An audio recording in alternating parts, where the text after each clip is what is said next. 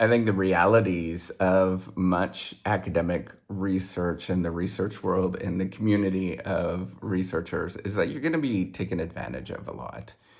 And it may seem as like I was very, very naive in terms of who I am. I grew up in a very loving family and, very sheltered in a lot of ways. And what you realize is that not everybody plays by the same rules. You realize that there is a lot of differences amongst the people that you will interact with. And often you will get taken advantage of in many of these circumstances if you're a well-intentioned human being that shows yourself by your heart. People understand that in a group of intelligent people, they are often very astute and they will take advantage of those things. That's just part of the reality of doing the research game and part of often many work environments that you're going to be part of. So how do you actually deal with this? I mean, there's many moments where this happens, right? Like you actually do some work more than you was asked of you. You try to do a good job, and it doesn't work out. It's all the classic stuff that many of us have experienced, where you do more than what's asked of you, and then all of a sudden you realize, like, oh my gosh, like it's not being valued in any sort of way, or there's no recognition, like all these sort of classic things that happen in work environments in many people's careers, which in many circumstances it's much more easier to leave because unless you're in very unique circumstances, because there's lots of mobility. In the academic research game, it's less so, and particularly as a PhD student, you're particularly prone to experience these because of the power dynamics. And a lot of people don't acknowledge that there are power and status dynamics that are very, very real within the academic community, particularly for PhD students. And it's something that you're just painfully aware of in that situation. Okay, so what do? How do you deal with this? Right. So first of all, if you think that you are the offender, just a little thank you often goes, it doesn't solve everything, right? But thank yous do help just a tiny bit. But also some acknowledgement sometimes often really works as well, right? So there are moments for acknowledgement in almost all research areas. They have a little section that says acknowledgement. There's also, the moments where you could add somebody as a co-author. It really doesn't actually affect that much in terms of the grand scheme of things.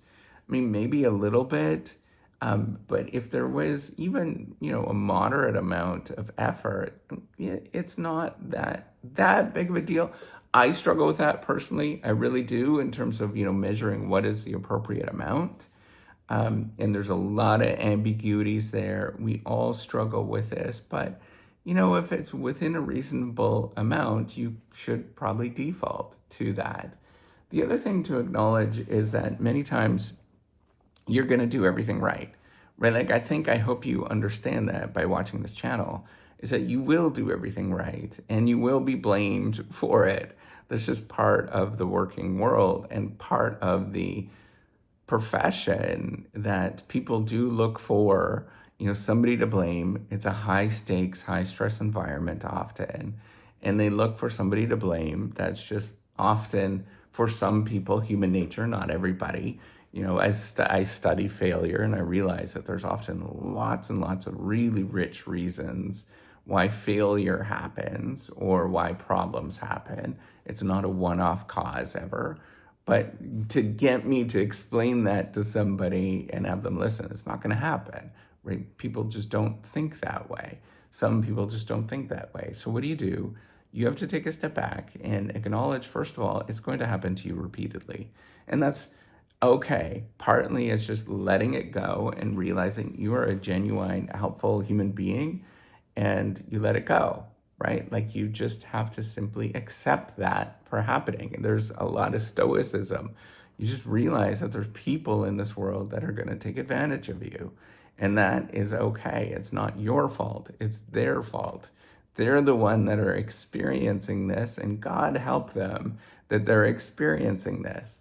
But that's not going to change everything. I realize that there is often tight demands and tenure clocks and all that kind of stuff that we all know. Even myself, I am probably 2 years beyond what I should be to go up for promotion to the next thing. So I have experienced these things. Trust me, I have gone through all of these things. It's lived experience why I actually talk about these. So the key thing is to accept yourself for who you are, that you're a genuine human being and that you care, and then detach from all of this, right? Learning to detach from it and just say, you know what, nuts to this. I don't have to play by games. I'm going to be a decent human being. I'm going to do that repeatedly. And regardless of what happens to me, right? Regardless of all of the sort of, poor behavior and all those kind of things that are going to happen to you, you just acknowledge. I mean, it hurts. I go through death spirals all the time. I go through, and part of this, of me talking to you is often therapy, right? I'm dealing with this myself. And so I can't change the world, right? Like that's the biggest thing I want you to realize. You can't change the world, right? You're not going to have that much influence. And so you got to take a step back and realize that you can either, try to change the world, which often is fixed in its own ways and all that kind of stuff, or you change yourself and you try to be more stoic, realize, golly, I wouldn't wish to be that person at all, that sort of offender or multiple offenders and all that kind of stuff. And you just kind of keep trying to be you, regardless of what happens. And I realize that is hard. I realize that most of you are going to have these experiences. I realize I'm also telling advice that will set you up to get taken advantage of many, many times. But in my experience, I'm not astute enough, I'm not smart enough to ever acknowledge and realize that something is happening. But one thing I do know that has become more salient to me, I'm learning to trust my spidey sense a little bit more and to learn to walk away a little bit more earlier. I'm still horrible at it, but I learned this as like, if there's something that's not right, stop and don't proceed, right? There's something that is weird, but it's still going to happen to me in the future. And I'm going to have to learn how to just forgive myself for those things that happen and learn how to love with myself more and more and more. And if you focus on that it's you are in charge of all of this, you're in charge of how things happen.